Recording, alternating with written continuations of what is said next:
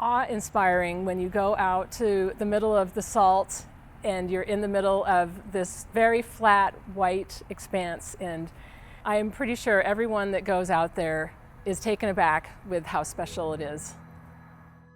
The Salt Lake Field Office manages the Bonneville Salt Flats. It's a very unique feature.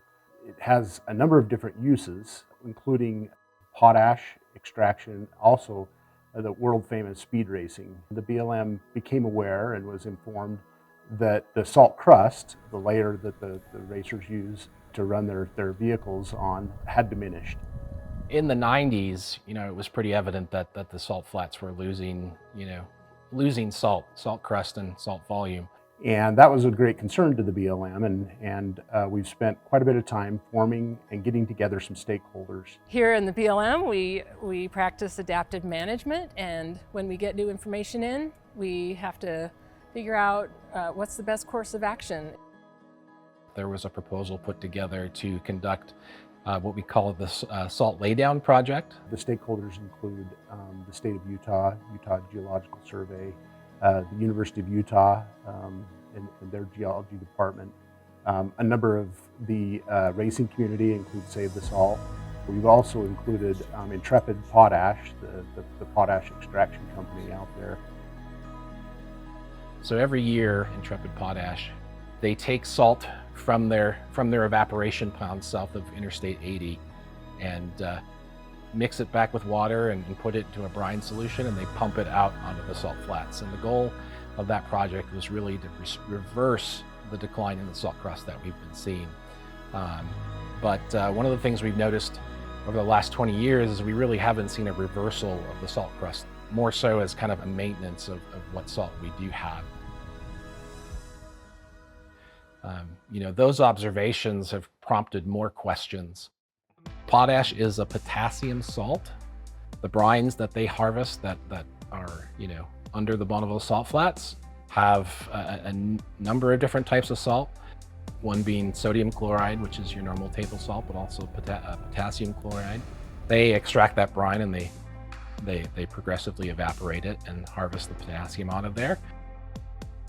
I am Dr. Brenda Bowen. I'm a professor of geology and geophysics and director of the Global Change and Sustainability Center at the University of Utah. I've been working out on the Bonneville Salt Flats for several years, trying to understand some of the processes shaping and impacting that landscape when the BLM started to think about how to complete their 2016 salt crust thickness study. So as a part of the mine lease agreement with Intrepid Potash, they're required to bring in a third party to measure the thickness and extent, essentially the volume of the salt crust in that landscape every 15 years. And that has been done now 6 times over the last half century or so. And so our plan is to try to understand what things can we be changing in order to try to understand how we can better preserve this system moving forward. For the past 20 years, we've been doing this experimental geoengineering project where we've been introducing a lot of brine onto the surface. And that's not really had the effects that was originally put out. Originally, they thought it would grow the salt by several inches, and we've seen it actually decrease over time. So trying to understand why that might be and what things we can try to change to best move forward. So for the longest time, we thought this Bonneville Salt Flats formed when Lake Bonneville desiccated around 11,000 years ago. And we went and took cores and looked at the sediment, and we realized, first of all, there were no Lake Bonneville sediments in our cores. And also, it looks like the salt flats actually formed much later than we initially thought. We thought they'd formed at that 11,000 year mark. It looks like actually the system was much drier in the past and a lot of sediment just blew away, and only really around 5,000–6,000 years ago do we see salt accumulation at the salt flats. So it's really interesting for me because we view the system as something that's just geological and so massive in nature, and we think, wow, this has probably been here forever, but really, geologically speaking, it's just a blink of the eye. There's also been changes in the paradigm around the ages of the groundwater that's feeding the salt flats. Before our research, the paradigm was that it was mountain front recharge, actively recharging this aquifer seasonally. But then we looked at the chemistry of the groundwaters and saw, no, these are thousands of years old. You get one shot to mine these, and that's going to take thousands of years, and probably wouldn't even recharge now because we're in a different climate system. Fun part of geology is it really is the study of climate change. People talk about climate. Geology is a whole record, and the Bonneville Salt Flats are a piece of that. If they're only 6,000 years, we have a glimpse of what's happened in the last 6,000 years. And that's a pretty cool thing, to piece that story together. And that's what makes it interesting for me. The Bonneville Salt Flats out here are actually layers of both gypsum, kind of a sand that's wind blowing from evaporation when the water dried up, and then salt crystals that form and grow as the salt water evaporates. And it's a very unique because it becomes very flat, which is unique for racing, very large surface at times. And then the properties of the salt itself, there's not a lot of like friction, and so the tires don't heat up as you're racing across that. So that combination of salt, which helps cool the gypsum base underneath it, and then the salt on top, we create a really unique environment out here.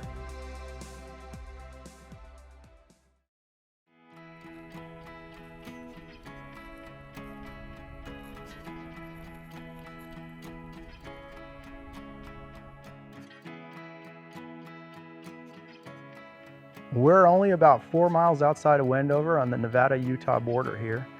We're about 100 miles, give or take, from Salt Lake City along I-80. And we're standing here in the Bonneville Salt Flats. This is a listed area on the National Historic Register, and this is an area of critical environmental concern, or ACEC. This is also listed as a special recreation management area. One of the unique things about the Bonneville Salt Flats is the hardened long distances that are required for these land speed events. And my position as an outdoor rec planner is permitting special recreation permits for these types of activities.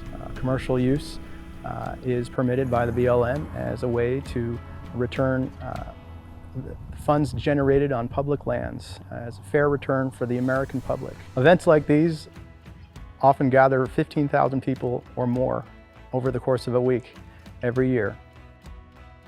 Land speed racing has been taking place on the Bonneville Salt Flats since the early 1900s.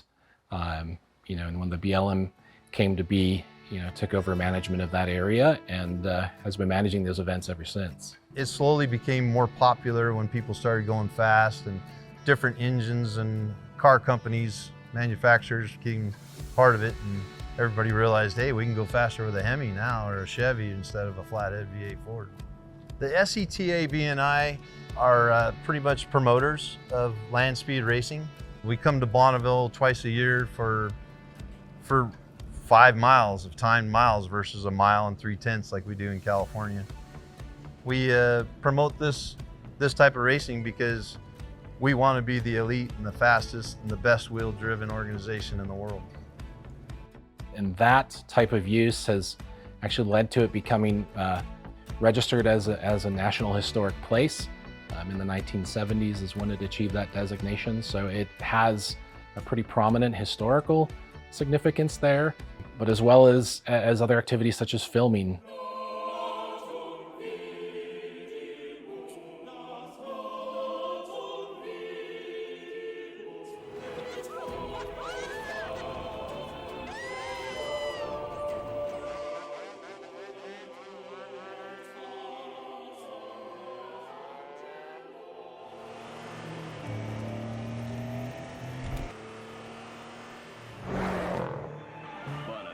From Pontiac.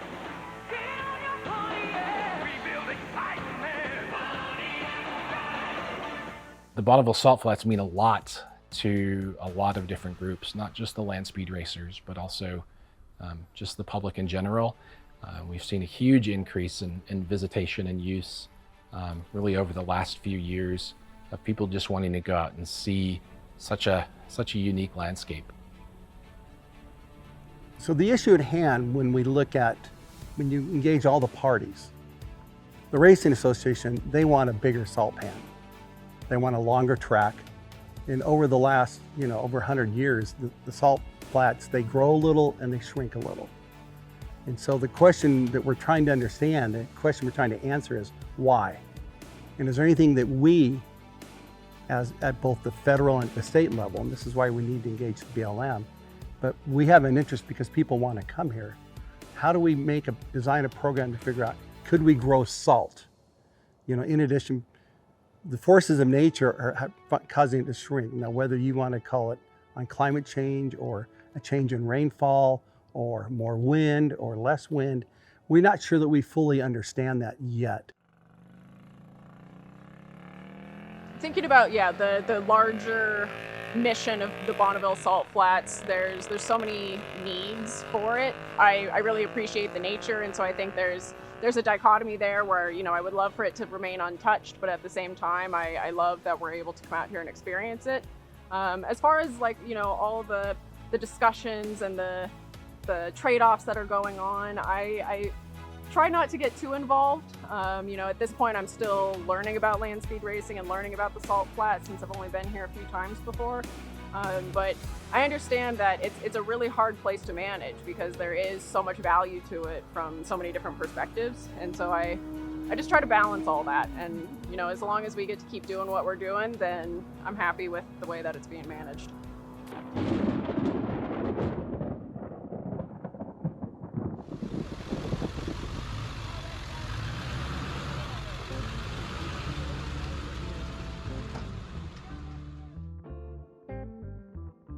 So this year we got all set up and we had everybody out on the salt, and we were super excited to test it out. And we had folks doing speed trials early July, and then August we got some heavy rains. And that's one thing we learned: Mother Nature is always in control, and we can do our best to prepare all year. But this year we got unprecedented amounts of rain.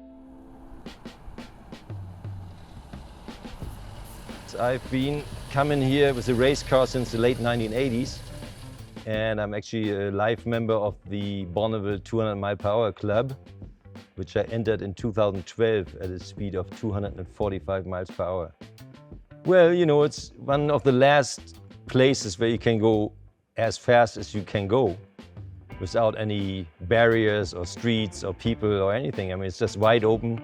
It's nature. It's just a very unique place. You're connected to a lot of history too when you come out here. That's one of the main things I loved about it, because I'm a nostalgic guy and I love history. And you're really connected to the racing history, and you're also connected to the history of the American West. It's a very enticing place. There's no other place like that in the world that's accessible. A lot of people seem to be genuinely interested in saving the salt. It's a very unique place that, in my opinion, and in the opinion of many others, should definitely be saved for future generations.